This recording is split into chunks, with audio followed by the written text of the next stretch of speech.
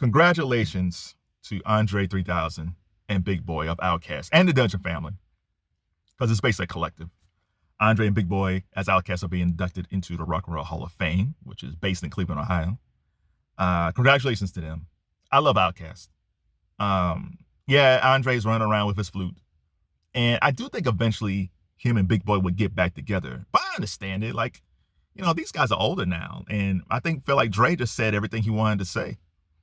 Like, they came out when they were 18. They came out when they were 18 years old. And they were clearly LeBron James when they came out. There's only a few acts who came out like when they're 18 years old that was truly great. It's like them, Nas, where the consistency, they just kept on getting great.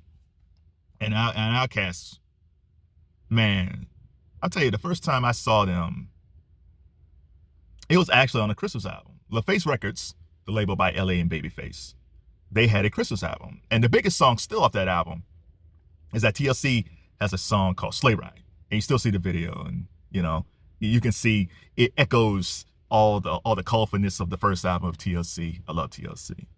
But there was another song on there that by this group this duo I never heard before.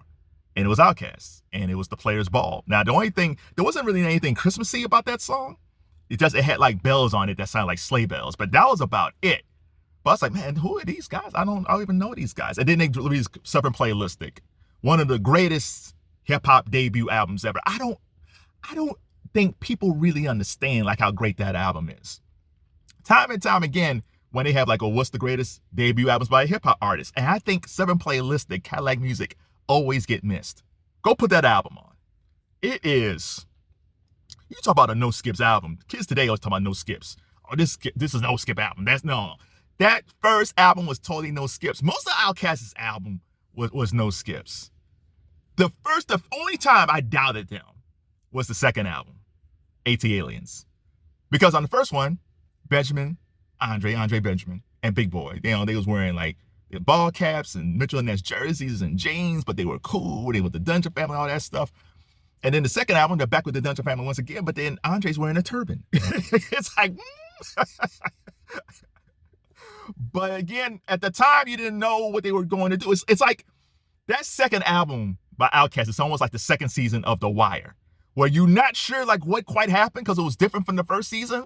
But then in retrospect, you realize how great that second season was. Even though the first season was greater, you kind of appreciate the second season now. And that's how it was with AT-Aliens. I didn't appreciate that album till later. But after AT-Aliens, it was banger after banger after banger. I gotta say, like, if I'm ranking like my top 5 hip hop acts of all time, it'll always be Public Enemy #1 and De La Soul #2. Probably Tribe Called Quest. I'll probably put OutKast 4. Jazz Jeff and the Fresh Prince. 6 is Houdini. And maybe I'll get into it. Maybe I'll make another video about that later, about why I rank these artists the way I do. Again, you got Biggie and Pac and Jay and Nas and, you know, and all these guys too. But for me, there was something about those guys that I appreciated. One of the reasons why I criticize hip hop today so much is I don't see evolution. Every OutKast album was an evolution. There are no 2 OutKast albums that were the same. None. It's almost like asking a person, well, what's your favorite OutKast album? It's almost like it's virtually impossible. It's virtually impossible to say what is your favorite OutKast album, because they're all great. I don't care, man. There's very few artists today that you can look at 4 or 5 albums deep and say like, yeah, all these albums are great. Sometimes it's like, I'm not sure about this one. No. Every album. I know people are saying Jay-Z's the GOAT, and Jay-Z's great, but Jay's had stuff that's been kind of up and down. He hit a streak later, but for the most part, he was kind of up and down too.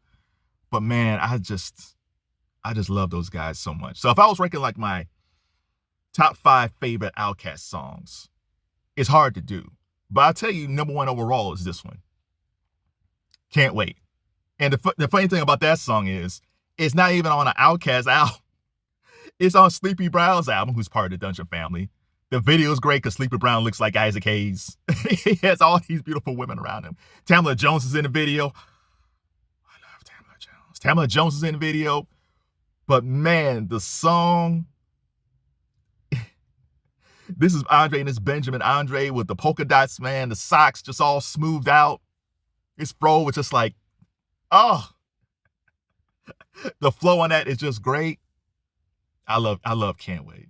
So if I had to rank them, it'd probably be Can't Wait, Bombs Over Baghdad, So Fresh, So Clean, Rosa Parks, and Get Up and Get Out. And that's just 5. I can keep going. I can keep going if I want to. Watch the Hook. That's another track that wasn't theirs, but they were on Watch the Hook. Prototype, which wasn't Andre, or it was Andre and Big Boi. It was just Andre, and Andre's playing guitar on it. I just love those dudes so much. And the beautiful thing about those guys, because I brought up Judge Jeff the Fresh Prince, the one thing that they have in common with Will and Jeff is that Big Boi and Andre are still friends. Even when the critics were saying like, oh, well, Andre 3000 is a better rapper than Big Boi, they just fit together, man. Like there was never a point where I said like, no, Andre should have his own solo stuff. Like, no, man, they work together and they're still friends. Like Andre cost Big Boi a lot of money by touring over the years because he was just done rapping. Like Andre was just done. And Big Boi respected it. And Big Boi kept on making music and all that stuff. But man, they left a lot of money on the table. And guess what? They're still friends. They're still brothers in arms. They still love each other. That's friendship. I don't know if a lot of people can say that. You know, even like when I talk about Will and Jeff, like Will Smith could have just left Jazzy Jeff behind when Will became a big time movie star, but he didn't. He loves Jeff. Jeff loves him. And the same thing between the relationship between Big Boi and Andre 3000. So congratulations to those two. What are your top 5 favorite OutKast songs? And what is your absolute favorite? Like, even for me, I didn't even have Miss Jackson on that list. I didn't have 7 playlists. There's so many songs. They have so many songs. But the greatest production, I'll end it with this, is Andre's son, 7, with Erykah Badu. When you see 7, he looks just like Andre. It's scary.